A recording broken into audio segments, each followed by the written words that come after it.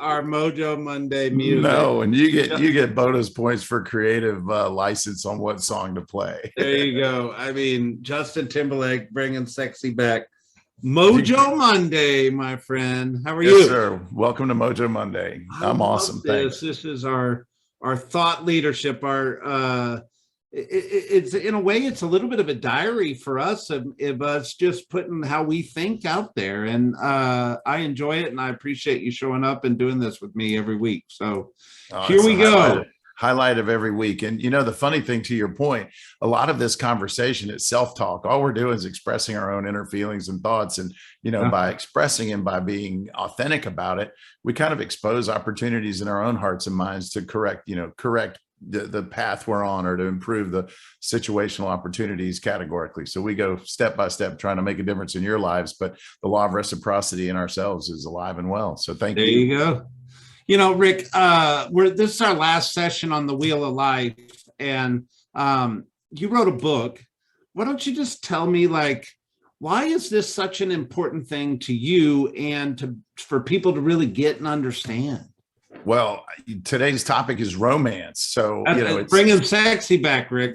I'd say romance is right up there with spiritual in terms of kind of an interesting, unique, and maybe even weird conversation to have socially and publicly. But it's important because the journey is only as good as the people that come along with you. And without that special somebody, or that, your significant other, I mean, it's vital that you maintain and kindle a relationship worth having and an experience worth enjoying. And so that's why it matters. You can have all the fruits of success in every single category, and without that someone to share it with, I think it's a bit hollow. That's all. Yeah. So let's kind of throw some definition at this. So the word romance, intentionally, the word romance is what the title of this slice of pie is, if you will, around the Wheel of Life. How do you define it? What do you define romance as? I mean, romance is just an intimate relationship and a connectivity that's deep, deep, deep inside your heart and soul between two people. And I think sex is part of the equation and part of the conversation, but honestly, it's just part of it. And so I'll leave that right where it is. Yeah. I mean, okay, of course, it's awkward, you and I talking romance here, but maybe it's not. Maybe it's two guys just trying to figure life out and figure our wheel of life and going, hey, we know this is an important slice of the pie. Let's have a conversation about it, right?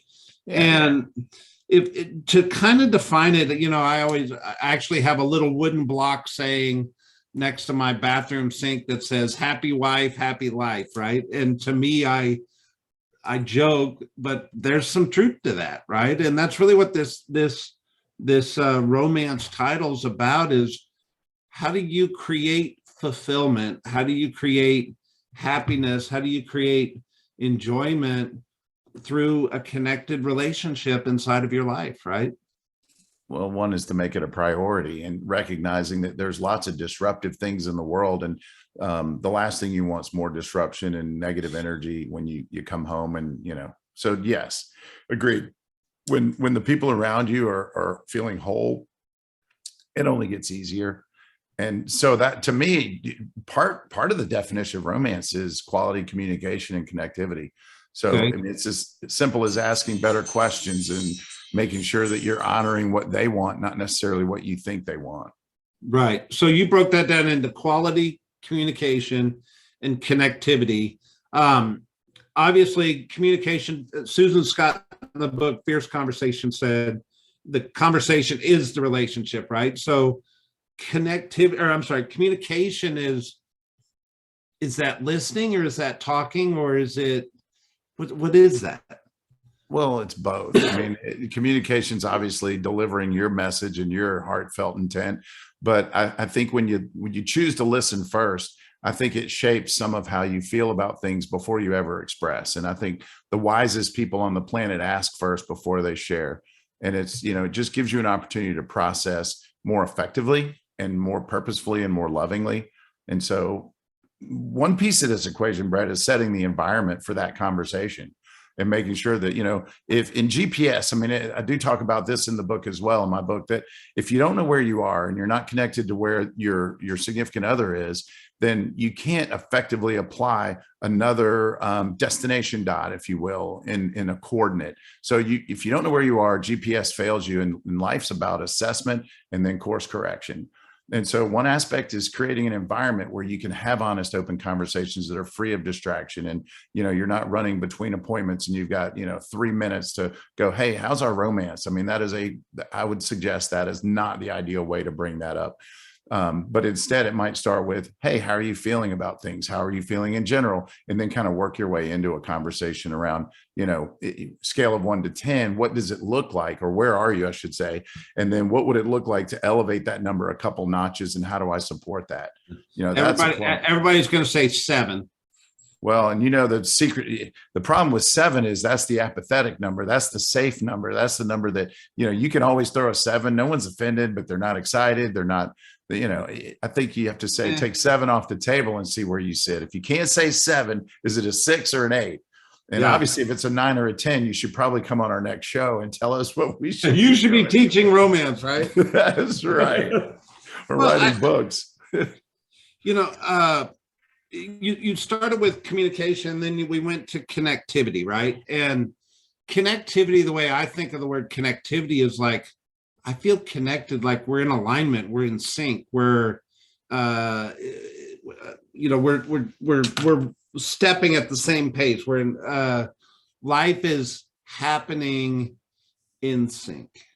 Yeah. And I think that's how I think of connectivity. Do you think of it any different, or?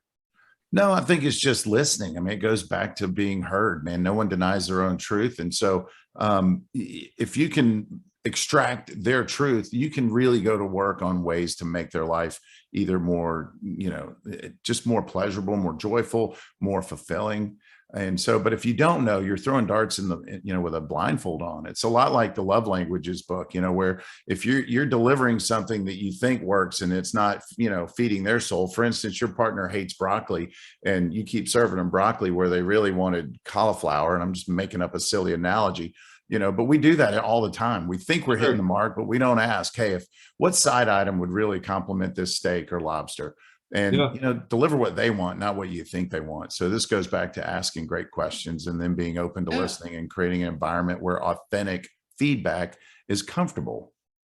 Inside my life, gift giving, I always thought was what I was supposed to do. Like I grew up in my early stages of life and dating going, hey, I'm supposed to take a girl flowers. I'm supposed to show up with this, right? A box of chocolates on Valentine's Day. And I kind of learned in my world, not everybody reacts the same way or feels that expression the same way that I intended for them to feel it, right? How's that work in your world?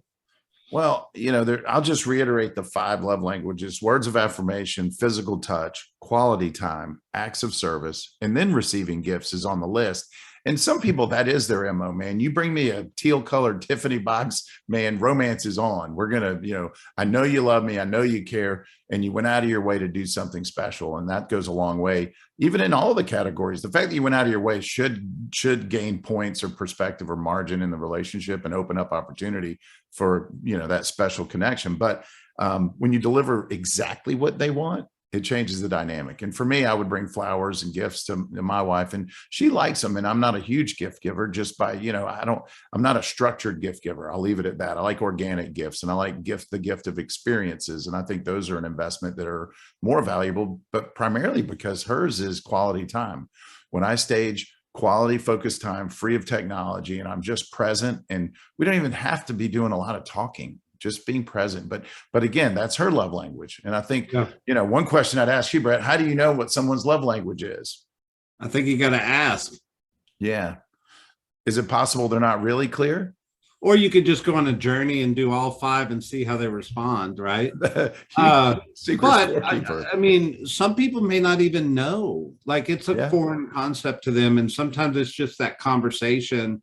And you don't always give love the same way you receive love. We've talked through that.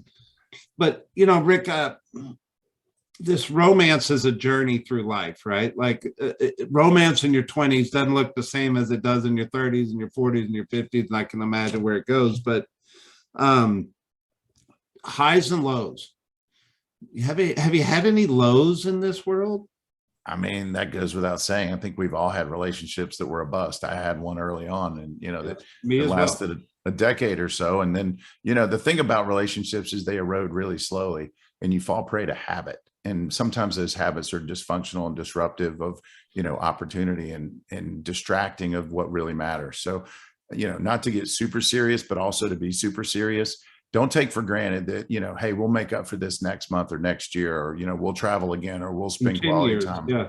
Yeah. Yeah, don't hope. Hope is not a strategy. So, it's kind of like the Ernest Hemingway quote, when he went bankrupt, was, how did that happen, was the question. The answer was slowly, then suddenly. That's how relationships fall apart. So the secret sauce in all of that is to create some version of structure around purposeful engagement, and don't leave it to chance. And as much as structure sounds the least romantic strategy on the planet, that's a mistake to think that. I think that structure is brilliant. I think having regular touchdowns and date nights and a strategy for creating an environment where those conversations will organically evolve inside of that structured space is brilliant. There you go. I you made mention of features and benefits when we were doing our prep for this call. And I got to tell you, when you threw that out there, I'm like, is he talking about sex? Well, Tell me now what we've you got their mean in attention. features and benefits.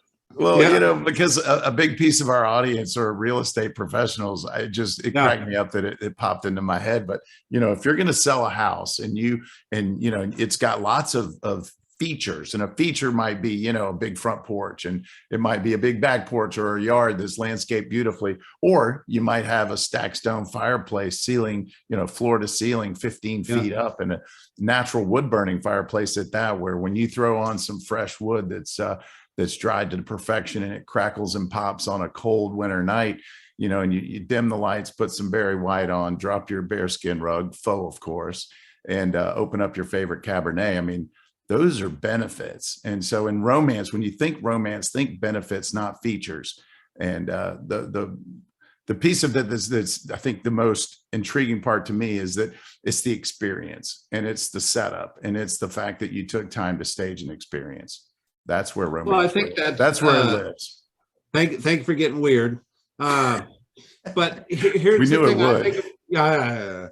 Here's how I think about romance. Romance, there's a reason they didn't use the word love. There's a reason they didn't use the word intimacy.